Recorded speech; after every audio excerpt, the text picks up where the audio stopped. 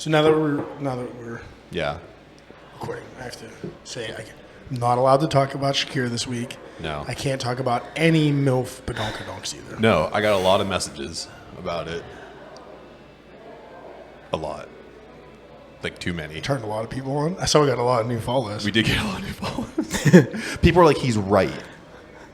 About the lyric, yeah. Yeah. Yeah, of course. But also your cheat code for Pornhub also helped everybody out. Like if you put MILF and big butt, you get a whole new lane. You cut that part out. Mm-hmm. Put it back on though. I don't even. Welcome back to the Jojitorium. Well, I think remember too, whenever we found the German Scheiser corn. Let's not lie to each other. You're in twerk classes over there. That's what yeah. That's all it is. The fitness class. Working on them TikTok videos you like so much. Dead face.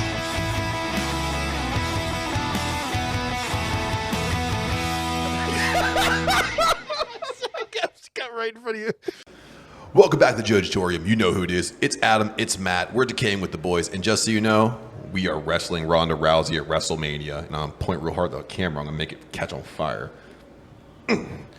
So if you guys haven't noticed where we are right now, we are on site at Yellow Bridge with the wonderful guest we're going to have here, Justin Goodfellow, who is the head brewer here at Yellow Bridge.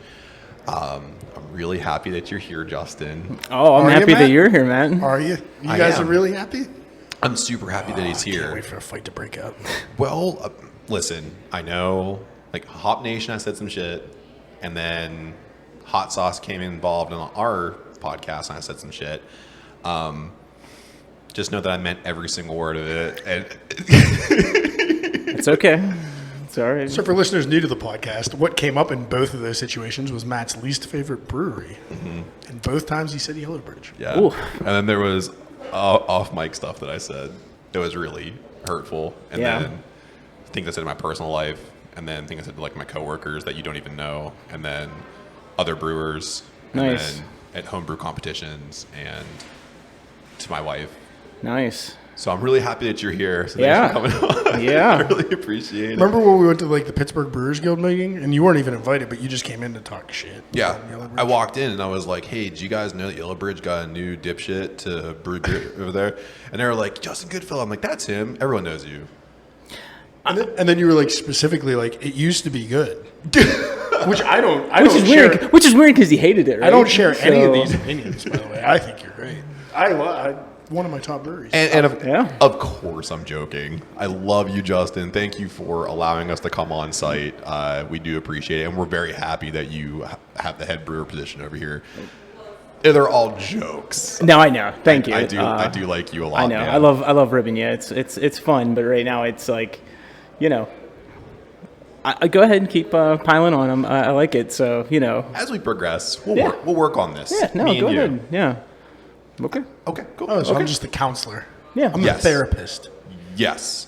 I don't want you two to get divorced. I don't want to get divorced either. I don't think we're married yet, but kids we will be. The kids will resent you for it. So, just to remind you, Justin, and remind all of the listeners and the watchers on YouTube here, we are going to have awards at the end of the year for our top-rated guests. So, right now, you're up against Taylor from Abjuration is our first and only guest so far in 2022, and we do have some other great guests that are coming on. But before we get into all of that, we are here at Yellow Bridge, and you continue to make some of the best beers in the Berg. So, it's round one. You brew up some beers. Put them together. Call round one beers. Justin, what are we drinking here? We are drinking Higher Learning. So this is a cream ale that my boss, whenever he started this place up, it was like one of the, the beers that he was really proud of whenever they started learning water chemistry. And I think this batch especially, it just came out absolutely fantastic. I don't know if you can tell.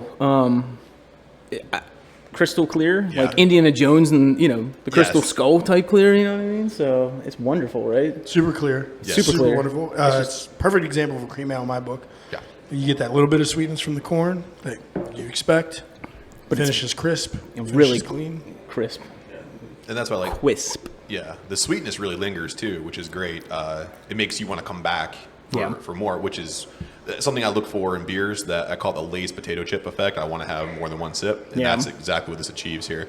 And this, of course, is a great example of what you bring to the table to Yellow Bridge. And I'm glad to see And that. what ABVs is this coming? Oh yeah, I know we're under 5, right? We're in the 4s. Like 5. somewhere. I think it might actually just be 5%, Ooh, something nice. to that effect. So Crispy I mean, boy. Wonderful. Yeah, and it's nice too because it's right now low key. It's like half the staff's favorite beer, and then I'm floating around here all the time, especially on like a Thursday or Friday. I'm just the tap room opens up and somebody comes in that I might see or whatever, and it's like, oh, okay, I'm talking to whoever, and I just had it like a week or two ago where people came in and they're like, oh, you're the brewer. And I'm like, oh, yeah, whatever. And they're like, what are you drinking? And I was like, honestly, what I'm feeling right now is that. And they're like, oh. Like, they were kind of like caught off guard. It's like, yeah. It's like, yeah, it's beer-flavored beer. It's delicious. So. Well, everybody wants to hear like, oh, I have this triple imperial marshmallow peanut butter something or other. Sour stout. Yeah. Enjoy. Yeah, try it out. You need a spoon. Like, Yep. So Hope you don't need your taste buds the rest of the weekend. blow them out. But these cream ales and traditional style beers are on a comeback, and if more can come out like this, then I'm gonna love the resurgence. So great job on this, man. Thank you very much. Yeah. So it definitely is one that I'm very proud of. So very proud of. Wonderful. So we've already mentioned that you're the head brewer here. So just some backstory on this, because this isn't your first pro brewing gig. So how did you get involved with Yellow Bridge? So I met Ian. Ian's the owner of Yellow Bridge. Him and his brother had started this up, and I met him a few years ago at Homebrew and Chill, I believe it was. I think you know something about that, right, Bash? You Know a little bit about it. You go to that. You go to that, My right? My beers get judged very poorly there every year. Yeah. But I that year I had 2 beers that one of them won one of the judges' votes, and the other one was honestly like it could have taken another spot basically. And I met him. He was talking and he loved my stuff. And then a couple months later he messaged me and I came out and he was saying he was looking for like an assistant brewer or whatever. And I was like, oh, that's that's pretty cool. And at like a month later, I got a message from another brewery that is no more, and Fury Brewing, and I ended up going there just because it was closer to home, and I my own backyard. I loved their beers there. I loved what they had been doing. Ryan, who was previously there, he did some good stuff, and it was like, oh, I want to get into brewing, so I did that for a year and a few months, and things were getting a little rough at the end, and it was like, Ian was going through some stuff, and he needed a brewer, and I needed, there were certain things I needed, and we talked it over, and it just fit. So yeah. Wonderful, man. And so you're talking about going from Fury to Yellow Bridge. Was there a difference in like the scale of production that you can get from Yellow Bridge in comparison to Fury? Yeah. So what's the output look like here? Well, this is double the size. So this is 7-barrel system. We can only brew right now currently Mondays and Tuesdays. So it's like, yeah, the amount of days I can brew is lowered, but the volume is higher. It's a lot more work. I mean, just, in general, it's more grain, it's, all that kind of stuff.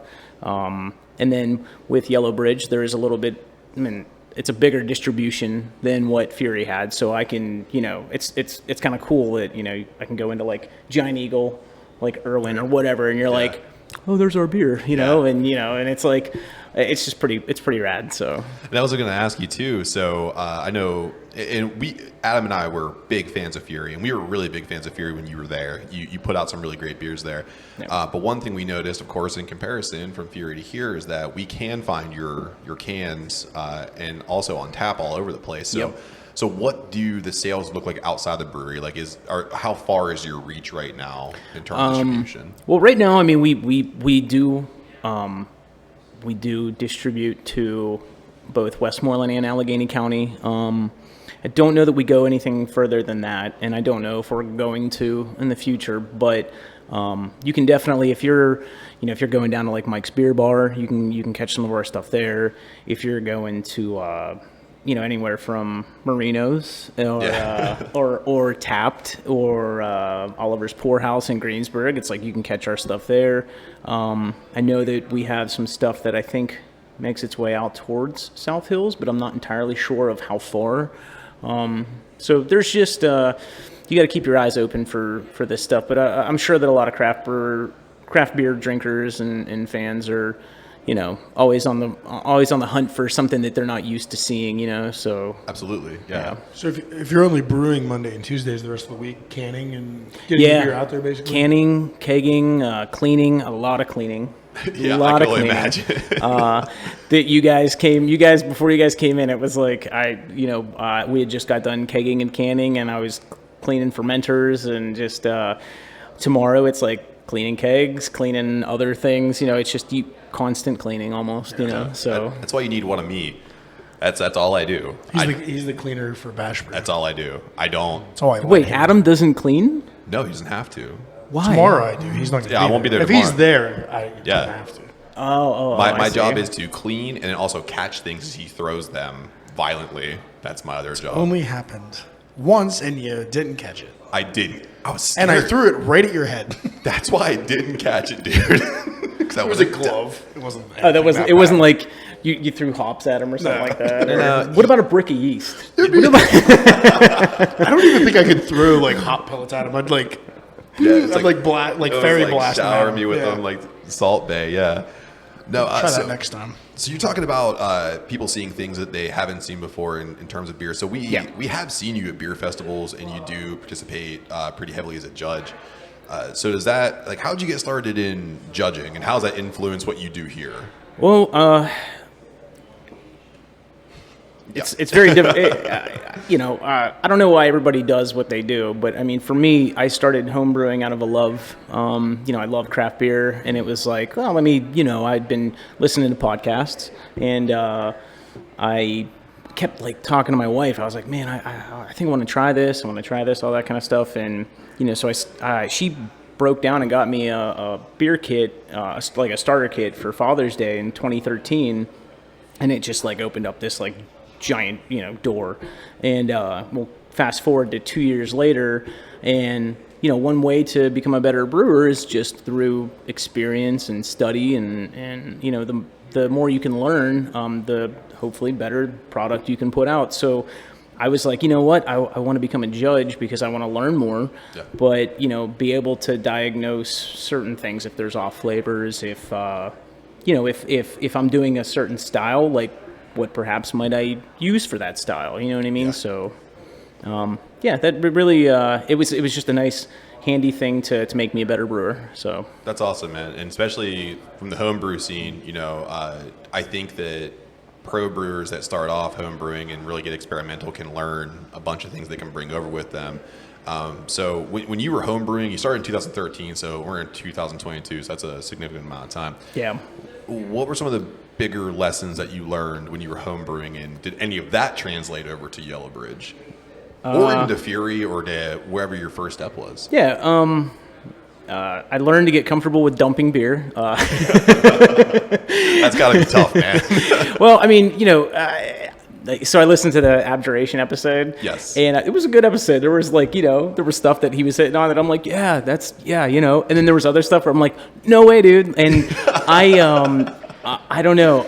I got to this point where, if a beer isn't, the best quality, why put it out? Why even try forcing to drink it? So as a home brewer, I would do stuff, and if it didn't work, it was just like, I know this cost me whatever, but it's like it's worth going down the drain instead of like forcing it down. Or something. Yeah, it's like like the dad catching his kid smoking, and it's like, you're gonna smoke the whole pack. It's like, that's not the right thing to do. You know what I mean? Like I don't know that that's the right thing to do. So I mean, I know some of ours have been off, and me and Matt just drink it, but it's not like off to the point where it would make anybody sick. It's just like. But I mean, that's something that you learn too as you go. You know what I mean? So.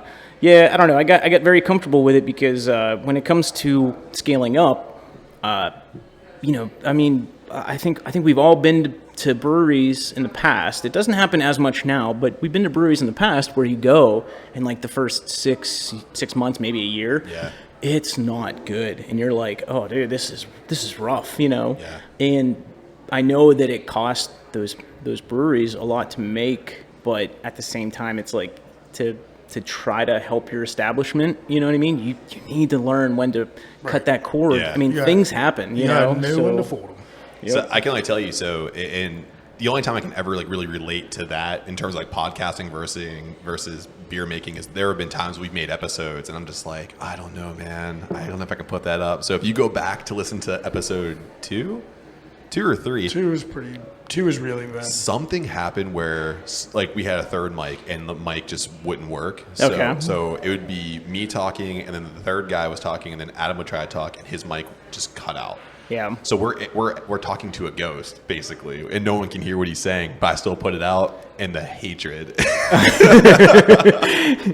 Yeah, because then you're gonna get like that, you knew it. You knew that people yeah. were gonna be like, "Oh man, like you know, I can't hear," and it's like, "Yeah, we couldn't either." You know what I mean? And like that was the thing too. Like people would message me and they'd be like, "Why did you even do this?" And it was like, "Because I felt like I had to give you something," and I didn't. Yeah. So it's understandable. I mean, it's from all those fronts, but that's just it's something that.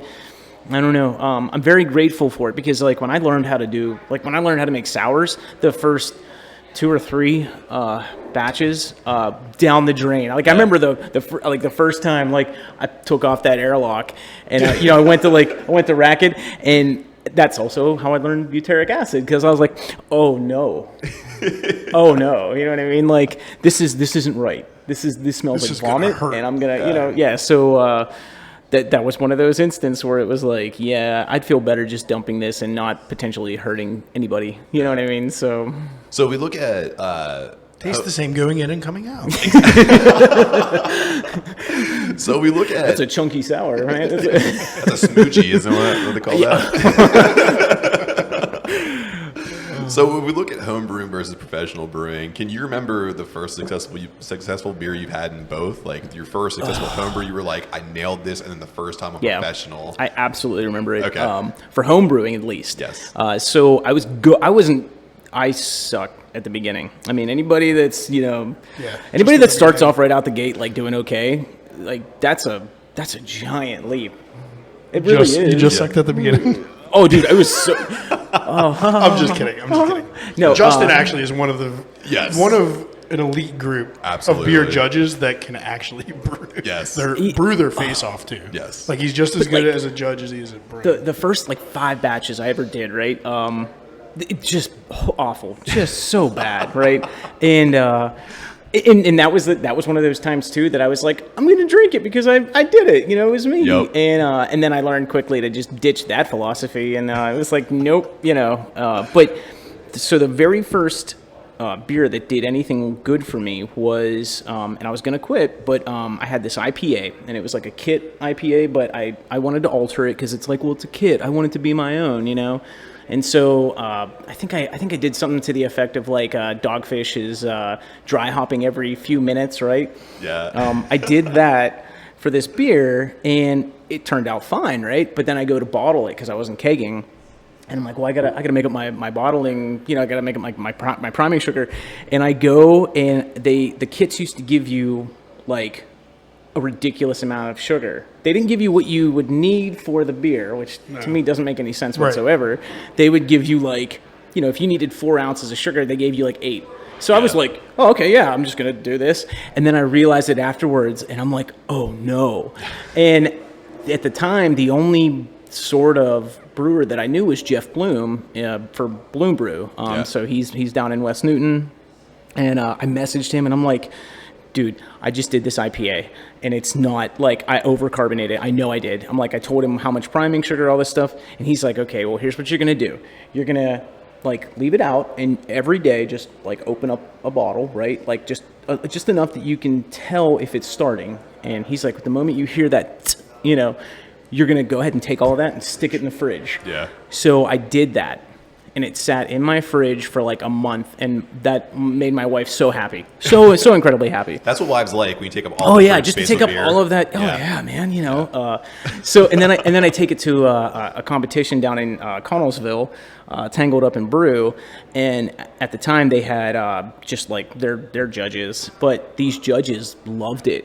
Like they actually were like, this is the best beer here, and so I think I won like $100, a gift card for like a like a homebrew club or homebrew supply store, all that kind of stuff. And I remember like afterwards, like we left and we went to Denny's because I was a little bit lit and I was hungry. It's like we went to Denny's and I'm like, I can brew anything. You know what I mean? It was like you're sitting there and you're like, dude, let's just do it. You know what I mean? Like, let's brew, like, whatever, right? Throw it at me now. Now, all of a sudden, it went from the needle is stuck on E to, oh, the tank's full. Let's go. You know what I mean? And so you like got the fever. Oh yeah, and that kept me in it, man, because I was really looking at like I'm just gonna give this up because I suck. You know. I mean, you can speak to this too. At a homebrew competition, like, there's no higher high than winning. It doesn't even matter what you won. Dude, yeah, man. It's just like winning, even getting like third place. Like just having your name said is what a yeah, rush. the placing, top beer out of like and that's I don't think 30 that to 60 beers. that's crazy. something that a lot of people don't realize. Placing is very difficult. Yeah. Especially nowadays too, with things getting tougher and everything. Like, I mean, it's difficult. But for pro, I think the first time I realized that I was doing something right was Puffed. Honestly, because Puffed was a couple months in to my brewing at Fury, and it was just like a month after the lockdown started, and so I've got this. I had this idea. I was like, dude, the previous brewer Ryan did this, Oreo stout, and I'm like, I have an idea for doing a peanut butter milk stout, and I mean, we sold through 5 barrels in like 2 hours. Yeah, it was insane. Like, I mean, now granted, it was all to go, it was all during packaged COVID, and all that kind of stuff. But Still. I mean, it was awesome To do that during COVID, like you were saying, that's incredible. Yeah, and I mean, had Puffed myself too, and it was rad. It was so good. I got some. Yeah.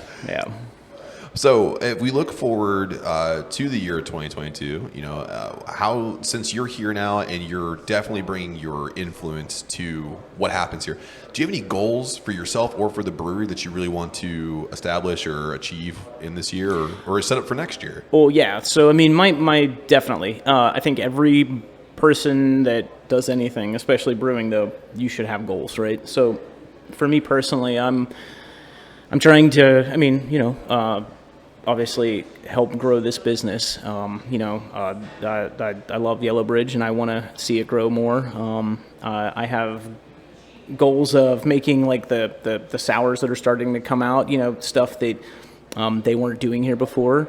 I have goals of making really clean, lagers and stuff like that. Like we kind of want to start getting our name out there for things like that.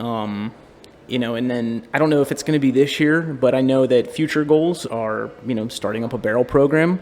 That was something that I learned at Fury that I enjoyed. And it was like, oh, dude, I want to do this. And I saw the reaction and it was like, yeah, let's, so eventually I'd love to get a barrel program going here. But that might not be 2022. Okay. So, but that's at least for this year, it's that. And, I think also the hazy stuff. Like we're known for doing a lot of hazies. Yeah. And I want to get our hazies to another level where we can all look at each other and go, oh my goodness, yes, we're like, this is, it's just up there with some of the other best ones you can have in the area. So, you know what I mean? Wonderful. So how about Yellow Bridge as a whole for 2022? Is there any expansion plans or anything you can talk about at this time, or is that all being kept? There's secret for now. Or there's all I'm saying is pay attention come May, June timeframe. Okay. There may be a big, thing happening. So It sounds like we're coming back in May and June or something. I'm gonna put it on my Google calendar. Yeah, I'm going to put it in there real quick. We might have to come back through and have another interview real quick. Yeah. So we hear your name a ton in the craft beer scene, and it's no mystery, man. Like you're a very positive influence in Pittsburgh craft beer, and we can all agree here for a second, craft beer in Pittsburgh kind of got a little toxic. things were going a little weird. In some circles, yeah. Yeah. And the one thing that stayed steady was Justin Goodfellow. Is a good fellow. Good, yeah. Oh, Great, look at that. great. Listen back you to just the come up Bobby with that? Nacho Oh yeah, interview we did. Yeah. yeah. last Full year. on spooky season with Yep. full pint, and you can just hearing from Mr. Nacho how wonderful you are, and then my experiences with you and the experiences I've seen you have with Adam and the influence you have on other brewers. What inspires you to be that point of positivity in craft beer? Because any craft beer brewer can just say, "I'm in it for me. I'm gonna just be reclusive," and then, but you're not. You're out there. So what drives you for that? I think that it's a combination of things. I think that to influence other, especially home brewers, to influence them to just keep at it. I know that feeling of either why am I doing this, or, why do it when they can do it? I know that feeling, and it's it's just another hurdle to overcome. And I think everybody that has a love for this, that if they really can wait it out, they can do a good job. And for the pro side of it, though, I mean, there are places that I think every single brewery in the area, every single one of them, I think that they all have at least one good beer. And I think too many times we hear, that sucked. That sucked. Or you go on Untapped and you see those monstrosity of reviews by people that think they know everything because, hey, I drank a lot. And it's like, well, okay, all right. That kind of stuff can bring people down. Yeah.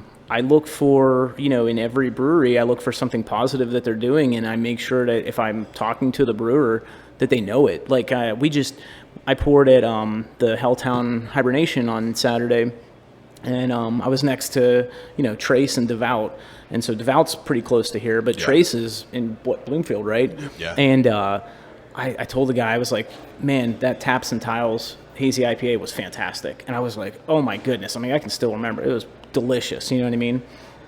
And that was being honest, you know what I mean? And it was just, it was, I think, one of their brewers in training plus like the marketing guy, and nicest people. And the dude was actually wearing like a Deftones shirt. So I was like, I'm like standing there and I'm like, wait a minute, what's that shirt? Like, that's Deftones. And I went over and I was like, hey man, I like your shirt. You know what I mean? 'Cause I'm a big Deftones fan. And, but like Devout, they might not be doing every single thing, 100%.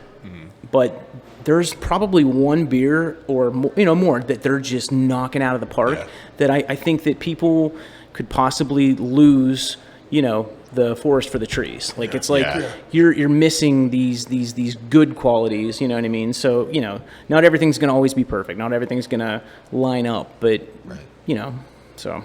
Well, that's good then. I'm glad that you can kind of see it that way. And I think, not to put words in his mouth, it's just his passion for craft beer doesn't stop at him. It's like he wants everybody to get into it. He wants everybody to love it as much as possible. In full disclosure, I showed up a half an hour early to get here and pick his brain a little bit about some yeast treatment. So, and he was more than happy to talk to me about it. He's just one of the people I go to, if I need help or I'm stuck on something or I'm between doing this A or B. Justin can talk me through the benefits and the pros and cons of A and B. And it's the same thing though with the reverse. If I have issues or if I have questions, I would want there to be somebody that I could go to, that I could reach out to and be like, hey man, like, what are you guys doing? You know what I mean? Like, what do I do? And I don't know. I mean, it's very much a do unto others type thing. You know what I mean? And it's like that's what I try to do. There's a lot of good people for it in Pittsburgh craft beer, but for sure. Justin's one of the best. So. And I can say as a guy who I'm not a brewer, I help brew with. You clean. I let you clean. I clean. Matt, get your face away from there. You're going to ruin it. Yes. Don't breathe in that. But I can say there was a moment whenever I was at Greensburg, at that whole shebang over there. Homebrew and chill. Yeah, and you were talking to somebody else, and you stopped talking to them only to talk to me. And you were in the middle of explaining something very intricate about brewing, and you turned to me and you're like, "What are you drinking, fuckface?" Yeah. And it was just like, you met me at my level. Like, I'm drinking a beer. You asked me what it was. I started talking about it, and you went from being funny to being like, "Oh yeah, it has this and this and this, and you'll taste this, and you'll taste that." So it was, as a guy, I consider myself more of a layman when it comes to craft beer. I like what I like when it tastes good. Yeah. And then you took the moment to explain to me why I think it tastes good. Yeah. So I mean, and that's like a fun thing too. You ever want to see me in scramble mode? Have me in a room with a bunch of brewers that I know. Yeah. It's or not even just brewers, like just fans or whatever it is, like friends, family. I'm everywhere. I'm like, oh crap, like I need to talk to, and it's just like meeting people with their, it's like pinball. like you said, like their level Yeah. or whatever. I mean, I don't want to say like that, but like I'm not like, above, but it's like, yeah, it's like that, like, oh dude, like there's whatever, and like, I'll remember the last time that I talked to them, we talked about whatever, and I'll go over and like, hey man, what's up, and it's being able to relate to everybody. I mean, around beer, whether they're a brewer, a fan, a clean drinker, stuff. even just a first time. I'm sure even a first time craft beer drinker, you'd love to talk them through it. You know, Yep. It's just you being able to identify who that person is and how to connect with them.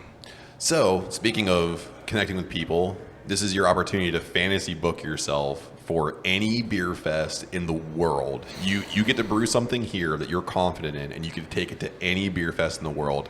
Where are you going, and what are you brewing? I don't know. I mean, I guess. Automatically, I guess it would have to be GABF, right? So Great American Beer Festival. For me, that's just like the one that's like, I don't know what I would do there because I would probably just die. Like, I don't, you know what I mean? Like I don't know. And I don't know what I would bring. I would want to bring something like this, something nice and crispy and easy to drink. But then there's that other part of me. It's like, well, how do you stand out? And it's like, I don't know. And maybe the point isn't just to stand out. So I think I would try to bring like lagers or something like that, to that. And at least if, You wouldn't do that? No. I'm fantasy booking him in my head. Wait, what do you mean? Well, I'm sending you to Germany for the Oktoberfest, and you're taking a hazy IPA and just ruining everything. Marzen. Could you? Oh man, that'd be great. Spreckensy hazy, and just start handing it out like fuck your beer. Just by the liter. I don't know how to say it in German, but they would just like smell it and be like, "This beer is sick," and dump it out. So you just want to book Justin to pissing people off. Do you think that enough people there would be like, why are you giving me this yeast starter? Right. Yeah. What are you doing? That's Like, exactly. no, I want the stuff that was on top of this. Why are you giving me this? I don't want the slurry. Yeah. Like even 12-year-old kids over in Germany know how to brew beer. So Yeah, like, you know what I mean? like, Yeah. What is this? Well, you use your hands? It's like for babies, like. So, Justin, you do listen to us, so you do know that we are a combat sports wrestling focused podcast, and we wouldn't let you get away with not answering some wrestling questions. Yep. So, this is a lightning round before we go into a break. So, Okay. we're gonna fire it off here, and the first thing that comes to your brain, that's your answer. Okay? Yeah, we know when you're not brewing, you're pinning shoulders to mats and stealing kisses from all the rats. So you're gonna have to answer some questions. So, how it's gonna go is Adam's gonna go first, I'm gonna go second, and we're gonna just kind of do that back and forth until we run out of questions and you run out of brain cells. Okay? Okay. Adam. I already forgot who you said was going first, and it's me. Who is your favorite wrestler of 2021? And if you haven't been watching currently, you can go all time. I'm glad you said favorite. Okay, because I have not been, but okay, this is just a personal thing. Whatever. Duo drop. Oh, Dewdrop. Dewdrop. Yeah. Yeah. Nice. Yeah. I have reasons. Shakira type reasons. Yeah. Can't say Shakira. No, all he did Sorry. was reference. All he did was Sorry. reference. He Yeah, didn't but say we the bad can't things. He just Do said it anymore. But that's a PG way of saying Colombian singer type. Yeah. Yeah. Got it. Yeah. But that's just Well, I already stalled our lightning round.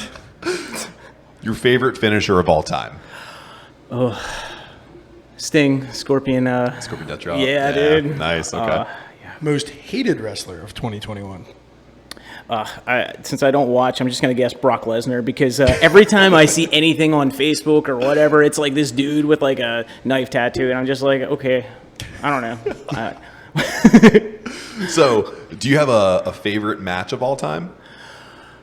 Yeah. Royal Rumble, 98.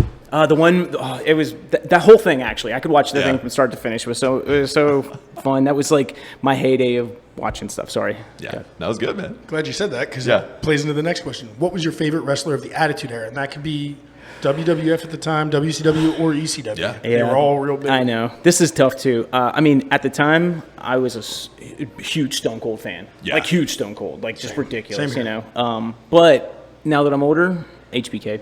Yeah, Yeah. yeah. HBK, man. strong. Just to let you know real quick, for me, it was Rob Van Mm. Dam. I loved Rob Van Dam. When he would, and then the crowd would, pop it's with so it. rad. Yeah, Oh, dude. it was so good. And then last but not least, here in Lightning Round, if you could have beers with one wrestler, dead or alive, who would it be?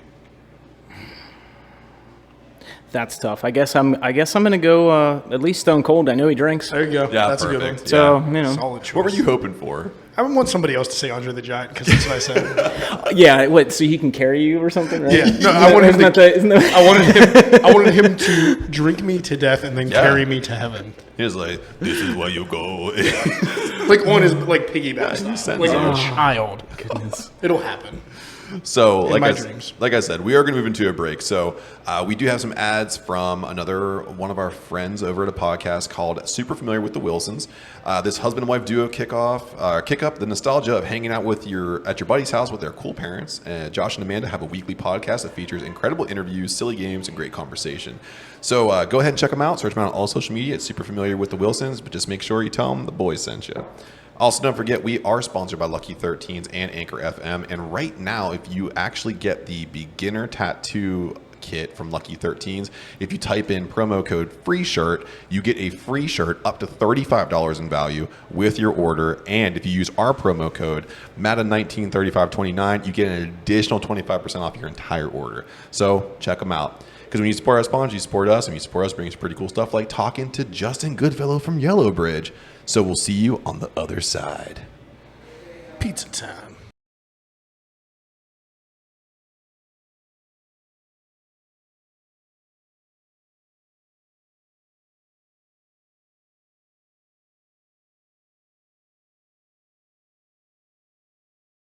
Welcome back. Hopefully you heard something that you like. And again, when you support our sponsors, you support us. And when you support us, it brings pretty cool stuff like talking to Justin Goodfellow from Yellow Bridge.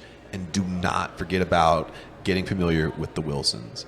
So we had a little bit of a therapy session during the break, which was good. So just real quick, I want to say one nice thing about you, and you say something nice about me. And then, I'm glad I don't have to do this. yeah, no, I want to hear me out. I like, it's an I statement, I like the way Justin doesn't try hard to be a good brewer. Oh, this is tough. I'm turning over a new leaf, though, right? So, Okay, yeah. Yeah. Okay. Yeah. I statements make the I, yeah. I like that you have a great voice for radio and a better face for radio as well. Very nice. I think you both got each other there. I think we're I'm so glad I don't have to say even, anything nice. even ground, right? Pretty good. Feeling yeah, good? Pretty good. I love it, man. Like, Yeah. we're friends now. Absolutely. Everything I said prior to this is gone. As your therapist, I think this is helping. This is healthy? Yep. This is healthy? It's definitely a healthy relationship. Yeah, it's definitely not. Yeah. Passive aggression is better than resentment. Yeah. We're getting. We're making steps. Well, one thing I learned about in school is passive aggression is better than physical aggression. One usually leads to the other, though. That's on your textbook. So anyway, we're in round 2, and Justin, you brought us another delicious beer. So it is round 2. You brought more beers. Put them together. What are we drinking? So this is the beer that's coming out this weekend. This is Room for Dessert. This is a collaboration that we did with Marinos. So anybody that had any of the Fury Marinos collaborations in the past, this is kind of a stepping stone to that. So this is a Cheesecake Sour. Raspberry, cream cheese, milk powder, all that kind of stuff, cinnamon. I'm trying to think of what else might have been in it, but Is there any vanilla in it, or is that the cream cheese I'm tasting? I think that might have been the cream cheese. cheese? Yeah, I don't. Nice. No, really we good, did not man. use vanilla in this one. Yeah. Yeah. But 6%. So it's a little bit higher for a sour, I guess. I don't know. But it's ridiculous. Yeah. It's delicious. I'm really liking it. It is really sweet, as you would want it to be. Clearly, when you look at the color of it, you know you're in for something. Yeah, I mean, and very opaque, you know. That's a judge's word right there. Yes, Opaque. Yeah. Does not skimp on the raspberry. No. The raspberry is really nice, and the sour meets it right where the tartness of a raspberry usually is. It But just accentuates. It doesn't overpower. you get like in the aroma too. You get that. Oh man, you get that cream cheese. I get cream cheese and raspberry. It's yeah. freaking. It's wonderful. So, but yeah, that's actually going to be dropping on Saturday. So you guys have kind of. Well, it'll be the day before you're hearing this, because this goes live. This will drop on Sunday. Oh yeah. Oh, I mean, then. So come pick it up at Yellow It's Bridge. current. Yeah. Yeah. So there we go. Yeah. Come out and get it, man. Yeah, you guys didn't get like any. We didn't get a like, scoop. We didn't get any scoops. No. We're doing this live right now on Sunday. No. Well, in full disclosure, this is Saturday morning. I just had my coffee. It's so cool that we can do this with time. I love it. Yes. It's like it's Just bend it. You know what I mean? And very just, you know. Mandalorian-esque. Yeah. Just bend time. Oh my goodness! Did you see the figure skating last night, Friday night, right before? Yeah, it was. Yeah, cool. dude, it was incredible. Yeah. Yep. Yeah, I can't believe we didn't get that medal. That sucks. Yeah, the country that I root for didn't win. I had too much to drink last night, which was Friday night. See, that's the good thing about you saying that is that it's plausible every. So Adam and Justin, I threw it out to social media for a social media smackdown. I asked them, do you have any important anniversaries in your life? And 59% of our listeners said they do, and 41% of our listeners said they don't. So, I mean, you're a married man. Yep. So you have an important anniversary. I do too. Adam, Yep. I think you do too, right? Yeah. Yeah, you know I'm married. Oh, do I think my anniversary is important? That one, yes. That one is. Despite what my wife says, our anniversary is very important too.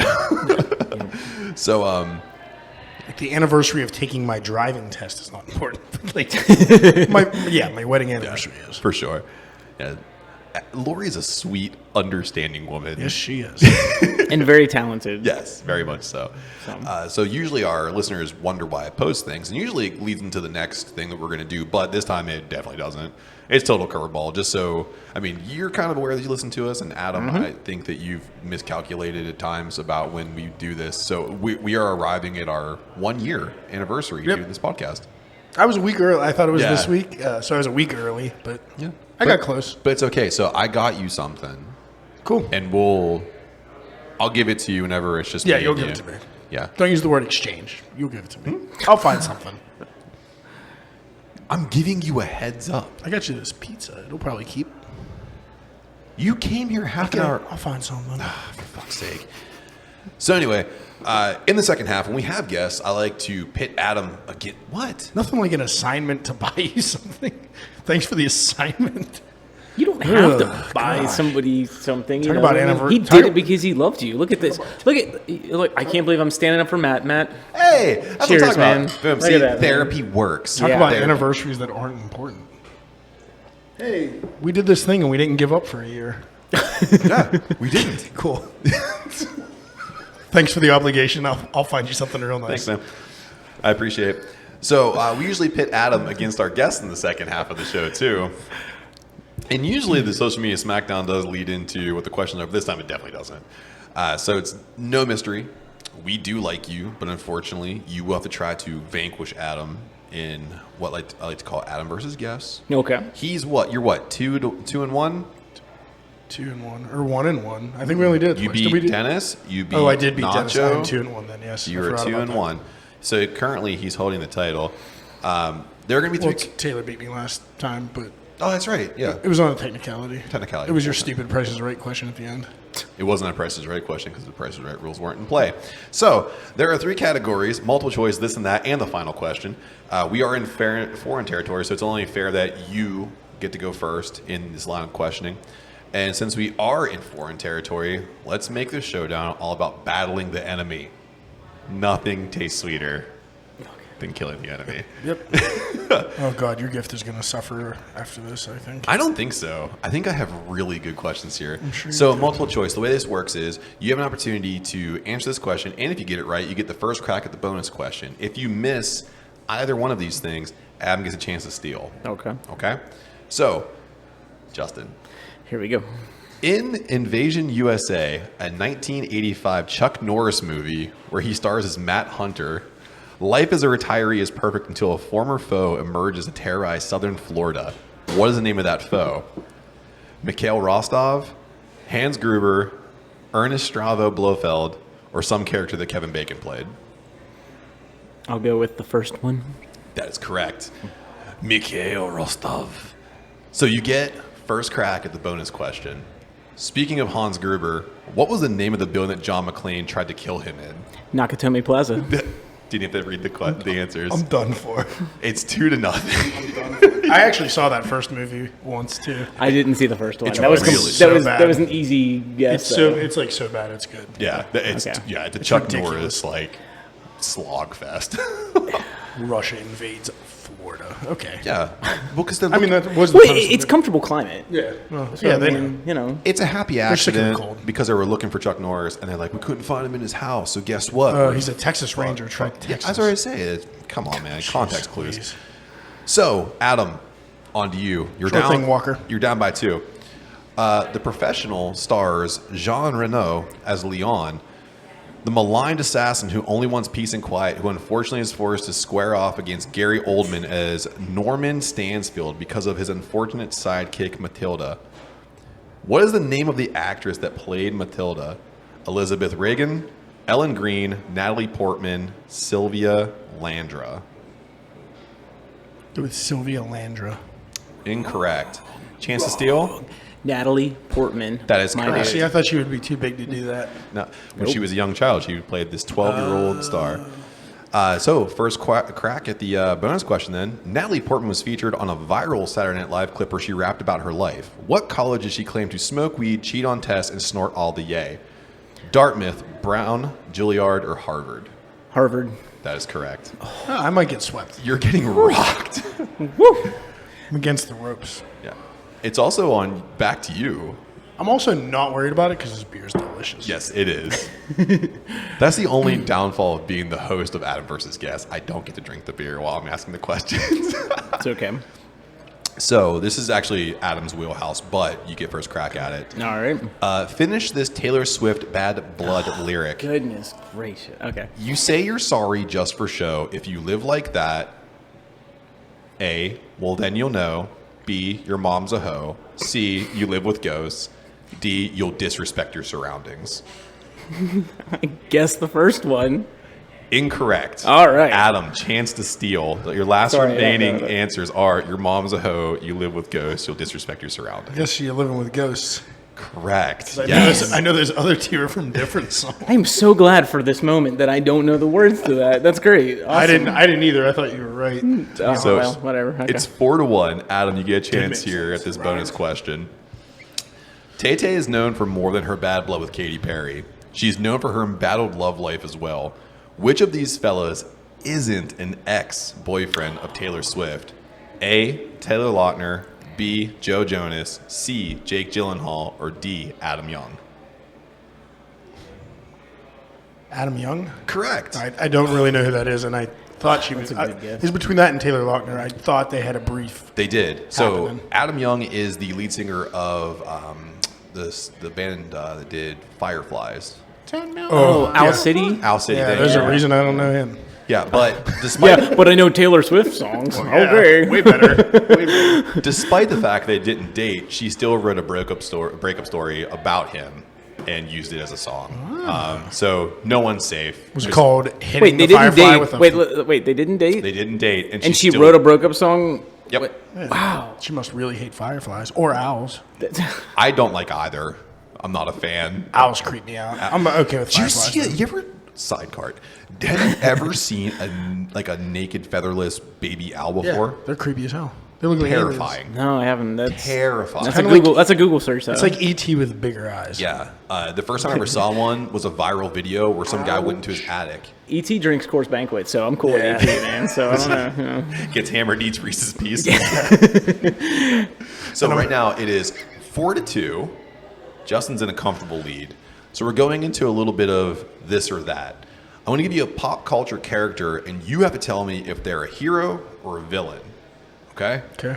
So I think you went last. I did. It is on Justin. Justin with the lead of 4-2. Oh, wait, no. He missed No. the Tay-Tay question. That's right. You stole it. Okay. So it's No, on you got like the Adam Young But question though. but didn't I you? went I second. didn't. I never got But that. that was the bonus. Yeah. Oh, I don't know. Whatever. It's Okay. on you. Adam, first question. It's on you. Yes. Yes. It is on you. Thanks. Want you on me. When the camera goes off, you know I can't go viral like that. So, first pop culture character, Taylor Durden. Oh, now what was he, though? I know the movie. Taylor Durden. I would say technically he was a villain. Correct. Yeah. He is. I mean, that's kind of tough. Yeah. These aren't easy, bro. Yeah. But, like, his character was, like, heroic at points. But Well, he was an anti-hero till the end, and you Right. found out that he was trying to blow up the city in Fight Club. Yeah. No, isn't it Tyler Durden? Yeah, sorry, Tyler Durden. Oh, that's didn't- what I said. Like you said, Taylor, and I'm like, what the hell? He was still thinking of Taylor Lautner. I Get was. outta here. I can't Or stop. Taylor Swift. One Dude, of them. oh my gosh, look at that Lautner. face. Lautner. How did they not get married? They would have been Team Per- Tay-Tay. yeah, perfect. Man, I just realized that. Stars don't think about this stuff. And he's a werewolf. Yeah. I want him to beat that vampire ass. Did he? I don't know how it ended. I don't know. I only saw the first one. I just know he's in the movie and he has a big forehead. As soon as that vampire glittered, I was out. I was like, Yeah. this is not a horror movie. yeah. Oh, sure. Get out of here, J.K. Rowling. So on to 4-3. You still have a good lead here. Also, too, I should note here. Of course, there are no steals because Okay. it's Yeah, one or the it's other. one or the Yeah. So for you, Nancy Thompson. This is where you come back, isn't it? yeah, I know the answer. Yeah. Well, I can't steal it, though. And I don't know the score. Nancy. He got villain, so I'm gonna say villain. Actually. Incorrect. She All is right. the hero and also a final girl in the Nightmare on Elm Street series. Oh. No, I'll get one I don't know. Don't worry. Okay, I probably it's all won't right. know this one. You know what? I like Nightmare on Elm Street. I just don't remember that name. Nancy. I don't know. Yeah, whatever. It's okay. Nancy. Adam. And you're right. This is a hard one. This is one of my favorite movies. Anton Chigurh. Anton Chigurh. I don't really want to say the reasoning behind it. I'm just going to go with the villain. That is correct. He is the villain with the pressure tank from No Country for Old Men. Oh, okay. Oh, that I knew it Javier sounded familiar. Bardem. Yeah, man. I didn't Okay. know his name. I didn't remember his name. Yeah. 4-4. What a comeback. Yeah, I I'm told really you. Look enjoying at that, this. Yeah. man. Justin. Missy Armitage. Missy Armitage. Glad it's you, not me. I don't I know. know, right? Now So, I'm- because you're blanking out, I will give you Hey, something here. why? I mean, It's your home. what? No, I'm comfortable with losing to Bash. Modern horror cinema. He's not going to give you much. Okay. Yeah. Yeah. Okay. Modern horror cinema. I think I know the reference, but I'm not sure. I don't know. I guess I'll say hero. She's a villain. There we go. She is the mother in Get Out who can take people into the dark space. Yeah, she hypnotizes Didn't know her people. name. Saw that movie. I saw it Good movie. once though. I don't. Yeah, I only saw I it didn't- once, too. Nah. I'm Oh, well. so happy that you're the one that has to do this one, by the way. James T. Kirk. Bro, Personally, I find him villainous, but he's the hero. He is a hero. Yes, you're right. Hate Star Wars. I know. 5-4. He's taken over. However, if you, yeah. No, I'm not doing it, you dick. I know it's Battlestar Galactica. will you quit messing with these Star Wars references, man? Why do you got to do that? Look at him now. He's all flustered. Yeah. Yeah. All right. Hopefully you It's get like this there's a one. Chewbacca in his underpants. Buffy Summers. Hero. Correct. Hero from Buffy the Vampire Slayer. Yeah, I know you watched that. They got movie. easy all of a sudden. The movie, but not the show. I never got into the show. Okay, So. sure. Yeah. No, seriously. Believable. Yeah. Okay. No, Believable. right. So we are James on. Vanderbeek in that? Yeah. No. Yeah. Katie Holmes was in that too, right? Yeah. She's a babe. Hey, did you know it's Katie Holmes' birthday?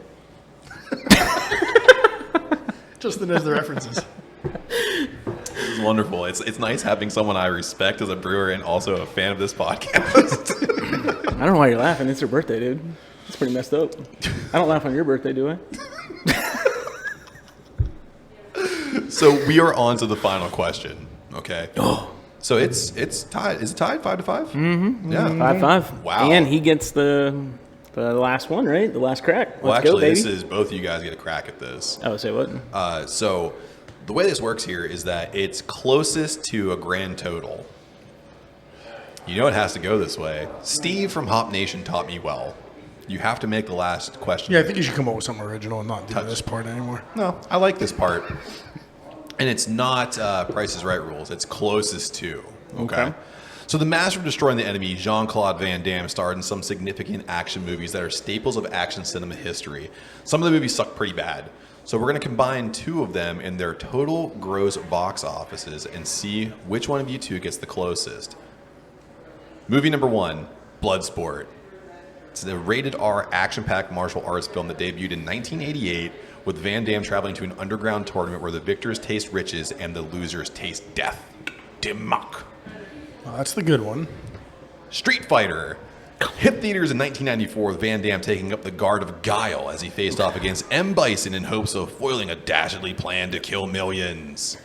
So, you have to figure out the total gross box office combined total for both of these films. And I will say one outperformed the other. Oh, yeah. For sure. I could definitely imagine. Yes. So, I'll give you guys a moment to think about it while I talk more about this beer. I didn't get to drink this beer while I was. I know. Meanwhile, I'm like, I Yeah. finished mine almost. So it's I get to Crime in Street Fighter was they didn't put E Honda in it at all. Do you think that was the I crime? don't think Blanca was in it either. He was. Oh yeah, Blanca was in it briefly, Yeah. right? He was. Yeah, it was. Dalsim wasn't in it. No, No. yeah, he was. Dalsim? Yeah, but Yeah, he just didn't do his. He didn't do anything thing, cool. you Oh, know what I then mean? who Like, cares who did that? Nobody Yeah, did it's- anything cool in that movie. Nobody did their shit. Yeah. Do you guys have your answers?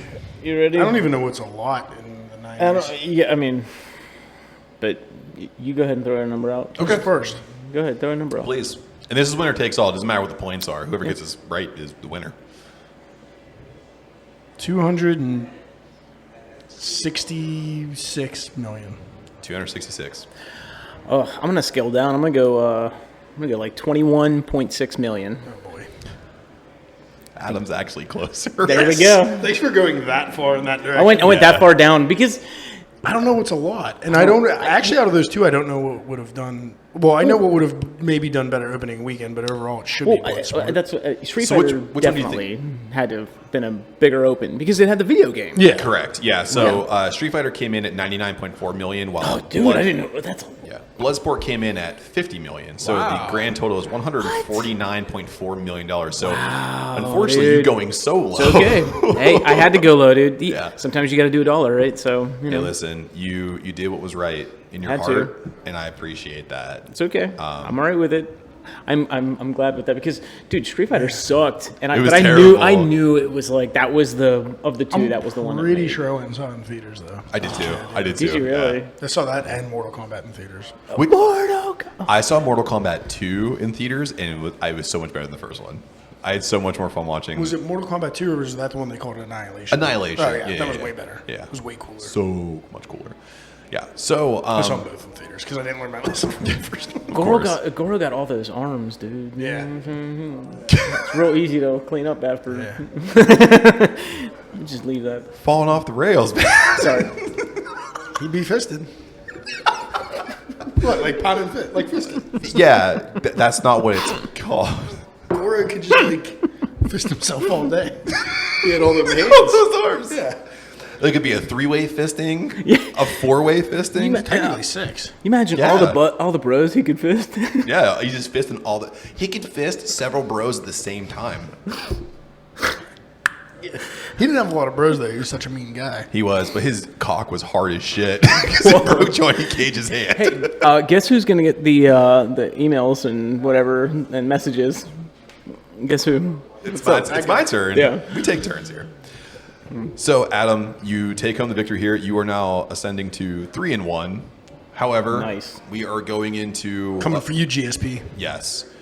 I like to go into something here, though, because I have two very skilled brewers in front of me, and as someone who wants to learn more, too, about brewing, this is my opportunity to bring some questions that people have posed to me. I get to ask you guys. I get to learn with them. So this is our Brewers Advice Corner. So one set of adversaries now must put their heads together to give some of the most intriguing advice asked by general public of people who have no fucking clue what they're asking. Yep. So, number one, how quickly after I start homebrewing should I start to enter competitions? I'll go with it depends. It depends on how willing you are and how accepting you are of feedback. Especially if it's a judged competition, the feedback's actually worth something to take home. And it could be if it's a crowd event too. Like some people that attend homebrew festivals do know what they're talking about, or you can give it to your other home. The real benefit is having the other homebrewers try it. They might have more experience, and they'll give you some good positive feedback. You'll get some good positive feedback from the judges, and then you'll get some just general feedback from the public. Some of it good, some of it don't take to heart. But just how good you are with that. And if you're happy just doing your basement and giving it to your friends and they all love it, that's cool too. Yeah. But Yeah. For competition, though, like, it depends, like Adam said, but I think that it depends on the person, you know. If you're going to go into something like that, I wouldn't say you need to have confidence, but you can't just go in there going, you know, oh, this is going to suck and blah, blah. Like, just don't, you know, people are there to have a good time. You know, it depends on, you know, each competition. But if you're looking for feedback, you know, I would say, like he said, like the judging ones, like the BJCP ones, or even homebrew club events, you know, like if there's any club meetings, go to those. There's some pretty good guys at some of them, you know, that will be honest with you and nice. You know, they won't just, you know, upbraid you for anything that you did wrong or something like that. But as far as competitions, though, that's you gotta have something. You know, you gotta. I don't want to say not arrogance, but you do have to have some confidence. Something you believe in. A recipe that you know. I mean, are passionate about. Yeah, helps. Something that you're not afraid, like, that you know that you like, that is good, might not be great, but you're willing to, you know, hear somebody, you know, say something negative or whatever, but you're going to get a couple other people going, oh, that's pretty good. That's, you know, whatever. And I mean, I can't tell you how many times I've been to a beer fest and like 3 people will, like, you know, love whatever. And then like that 4th person's like, they make a face and you're like, oh, okay, you need to be ready for all that kind of stuff. You know, you got to be ready to watch them go over somewhere and just go dump, you know, and then you're like, oh no, you know, I mean, you get over it. I mean, it sucks, but you get over it real quick and you're like, all right, whatever, you know. One of the best competition moments ever was me and Justin both brewed for the Homebrew and Show event out here in Greensburg. And I'm all set up and he backs his car down and gets out. I'm like, he's like, hey, Adam, how's it going? And I was like, damn it. And he's like, what's wrong? I was like, guess I'll be okay with 2nd place. Yeah. He's like, what do you mean? I was like, to let somebody else win once in a while. And he thought I was legitimately mad at him for like the first hour of the event. Oh, no. Actually, wait, was that Homebrew and Chill, or was that Oakmont Yacht Club Homebrew Fest? No, it was Homebrew and Chill because I remember you just got out of your car and I said that and you were like, oh. There's too many people that don't know, like me and Adam, our relationship. We bumped into each other a lot. Strictly No, platonic. you won. But, I mean, like, you won at the yacht club, which led to Homebrew and Chill. Yeah. But that was okay. So, but I pull up to the Oakmont Yacht Club competition, and I'm like unloading, and he's like, "Oh, Justin's here. We can all pack up. He's gonna win." I did say that at Oakmont. Yes. And I was like, "Man, this motherfucker over here, you know, he really, you know." And then I won, and it was like, oh, come on. You know what I mean? Like, you got to be kidding me. You know? I looked at you, too, and I was like, you son of a... We're standing next to you with my 2nd place basket. That's all right. As you won. Hey, man, placing is hard, dude, so... That basket was worth a lot, though. It was. Yeah. It was a lot of fun. It was good Actually, basket. you got something out of that because COVID happened next year, and I didn't get that top prize. That's right. So you actually did get right. something over, so look at that. So we're keeping on home brewing. If you want to make a higher ABV brew on a home kit, what is the best way to go about that? I mean, make sure you're good at the lower ABV stuff first, because it gets exponentially more expensive because you're buying more grain. Yeah. And if it goes bad, that's wasted money. So just like know what you're doing. Yeah. And make sure your mash tun's big enough to handle it. Well, not only that, but I would say like make sure that if you're going to do that, right, make sure you have plenty of healthy yeast. This is the real answer. This is the part. This is why I brought him on. Yeah. Make sure you have plenty of healthy yeast. Do some research. If it's, it all depends on each style, right? So if you're doing like a Belgian, you can get away with adding more like simple sugar, like table sugar and stuff like that. Whereas if you go to do that for, something else, it might not work. I mean, it'll still give you the higher ABV, but it'll come off wrong. You know what I mean? It might come off hot or thin or... And I would also consider maybe lowering the volume of what you're going to end up getting. So instead of doing just 5 gallons and I got my 5 gallons, scale back, go 4.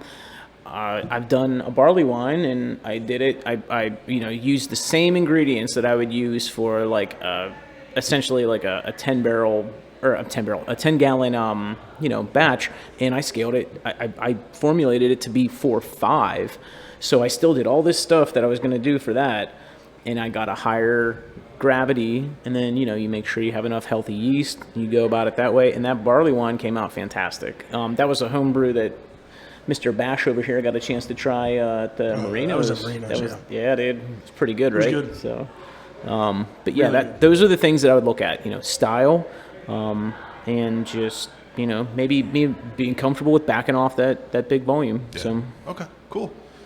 Last but not least here, because you guys have both scaled up at times. So one of us more than others. But still, this you've scaled up, dude. By a couple. One of us by a couple barrels. One of us by a couple gallons. still applicable. Yeah. So how hard is it to calculate ingredients going from your smaller system to now your larger system? You want to go first? Yeah, Go. I mean, so when you get to like where I'm at now, I mean it's not always just a multiply by this and that's exactly it, because sometimes you have to account for things that essentially you don't know will happen or not. So let's say you're pushing the limits on a certain style, but that's if you come in range for all of the metrics for that style. Let's say that you're on the back end of it and you have a lower, you're supposed to have a higher gravity and you're not. Let's say you don't have, it's not going to have as much alcohol. If you add too many hops, right, it could come off way too bitter depending on the style. It could come off, way too anything like that. So it's like it depends on all of that. It's not always just a straight up, let me just multiply it by, I used to do 5 gallons and I'm going to do 15. I'm going to triple it now. It's not always that same thing. It depends on everything. So Cool. Adam? Yeah, I mean, I agree with that. It's even at a smaller, just scaling, like I went from 5 to I brew like roughly 11, but say 10. It's not, like Justin said, it's not, even at that level, you're not doubling everything. Yeah. You're going to it's not going to work out right. Your malt is a little closer to that kind of calculation, but your hops are, I learned it the hard way. Hops don't work that way. No. And if you look online in some of the forums for homebrewers, they'll give you the formulas for it, the equation for most of it. It all depends on the alpha acids of the hops and everything like that. Or if you're willing to spend a little bit of money, Brewfather and Beersmith are both mobile applications and software for laptops that are phenomenal. And if you can take your 5 gallon recipe and scale it to 10, and it'll auto adjust your ingredients to meet the same gravity, same IBUs, same color. And especially so that's my cheater. Yeah. And that's what I like about Beersmith though is that you can see as you're inputting things, like it'll show you where you're getting to, right, or where you're at. And same with the Brewfather one too. Yeah, and what's nice about that though is if you're aiming for doing certain styles and you get in the middle for all of those categories, original gravity, bitterness, color, all that. If you get into the middle, you're in a safer spot where, let's say you get a better yield from, your mash, right? You could still be in that range, you're just on the higher end of that range. Right. Whereas if you formulated it to be on the higher side and you still got a higher yield, you're out of that range now. And so it's like, that's where we use it. We use Beersmith. I used it at Fury. We use it here. It's definitely a great tool. I use Brewing water as well for water chemistry. Same sort of thing. It's like I'm targeting, specific, things, and it's like trying to hit these metrics, you know what I mean? And you always you want to aim for the middle. Yeah, so. and at least for your grist, it's more a matter of keeping the percentages steady. It's not just multiplying pounds or ounces. It's, hey, my base malt was 70% at 5 gallons. You should probably stay roughly around 70% at 10. And I mean, you can speak to it at barrels. Yeah. Barrels. It should usually be about that percentage. That's giving you your color. That's giving you your gravity. That's giving you the flavor. So yeah, I mean, and both of those software packages are super inexpensive, even at a homebrew level. I have both of them. Yeah. It's like a one-time purchase too, right? Like you're not subscribing to it. One of them is a subscription. Beersmith is a one-time purchase. Okay. Yep. Brewfather is a subscription, both very low, and it's like an annual subscription for like $20. Oh wow, that's very affordable for the whole year. Yeah. So I mean, try them both out, and the Brewfather one works really well if you have like a Grainfather. Like the Grainfather systems are all pre-built in there, but you can build your own. And if you have, if you end up getting something like, I mean, I can't speak to the Grainfather one, but if you get something like Beersmith, goes back to that second question you just had. You can actually, change the values in there. So instead of doing a 5-gallon batch, so you were saying like, how do you get a higher ABV in, these batches? You can actually go in and change it so that, it's a 4-gallon batch, right? And keep the same amount of material that you were going to use, and you can see where that would actually put you. So if you're trying to do something like a Russian Imperial, like let's say you wanted to make like a smoked Russian Imperial Stout, right? Yeah, if you want to take a roll of the dice. Hypothetical, right? And you were like, well, I only have, X amount of grain and all this stuff. How can I get to this range? You can put in that grain and then backtrack it to the point where you see it. It's like, oh, I can, make a 6-gallon instead of a 10. You know what I mean? So... Yeah. You listening? Yeah, we're just going to be a little girl buy a big mash tun. So have a 22-gallon mash tun for your 10-gallon system. I tell you what, though, man, that thing makes it so much easier to clean. Love that thing. I love it so much. So thank you guys for that, and I'm sure the people who ask those questions are going to be just elated to get those kind of responses. Absolutely. Keep them coming, too. Absolutely. So we are moving towards the end of our time here. So this is where we move into where we ask what's on tap and where can you find us. So actually, if we want to go with Justin, what's on tap here at Yellow Bridge, and how can people find you? Yeah, I mean, we try to post a lot on Facebook and stuff like that. You can go to, I believe, Facebook or Untapped and see what we have on. We've got 11 taps at the moment. 12 come Saturday, full of our beer. We've got everything from, like I said, the first beer that we had, the cream ale, to 2 different variations of an imperial stout. We got 3 different sours on. We typically have a lot more IPAs on, and right now we're a little bit on the lower side, but in the next 2 to 3 weeks we're going to have more IPAs coming back on.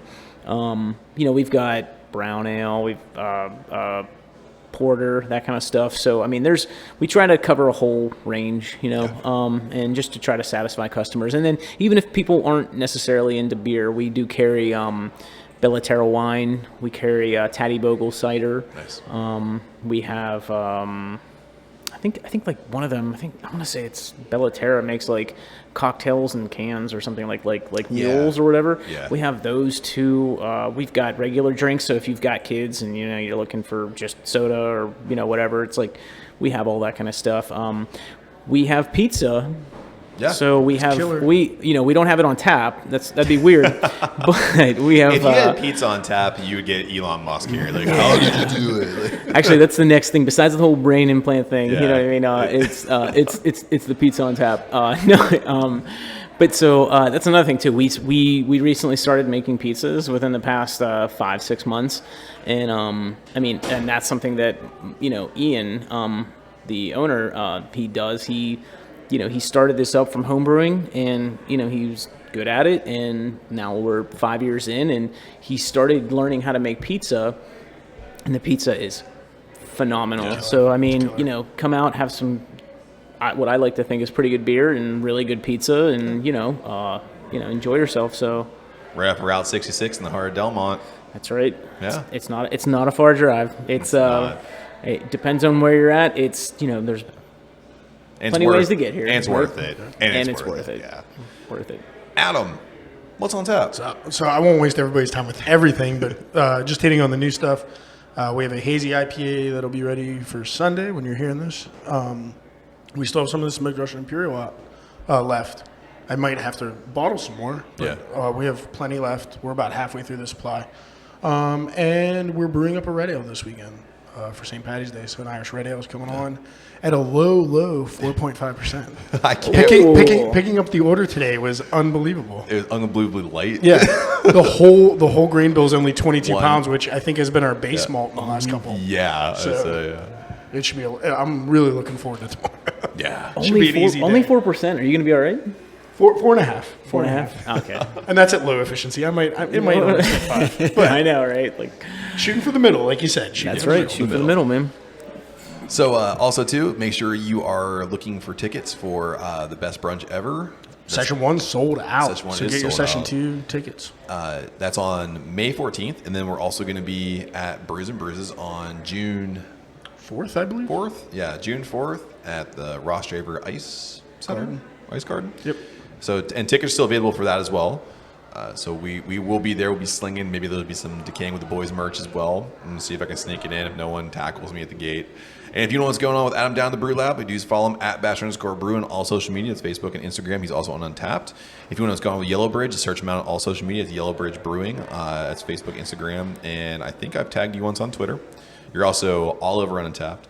And of course, the boys down in the Jojitorium, you want to follow us. We're at DWTB on all social media. It's Facebook, Instagram, and Twitter. And you can also send us all your questions, emails, comments, and whatevs to decayingwtb@gmail.com. We have new merch out on redbubble.com. You can search us out, DWTB. And right now, all of our merch is 35% off. So if you want to grab a shirt, this is the time. So, again. Oh, okay. Yeah. So, Justin, again, thanks for inviting us over. We really like you and the brewery and the beers you gave us, so we're very thankful for that. So thank you very much. Well, thank you guys, man. And we hope to do this again, hopefully in May or June. Winky face emoji. Yeah. So from our time here at Yellow Bridge until wherever you guys are listening to this, make sure you come grab some of this beer. Until next time, cheers. Cheers. Happy birthday, Katie. I drank all my yogurt.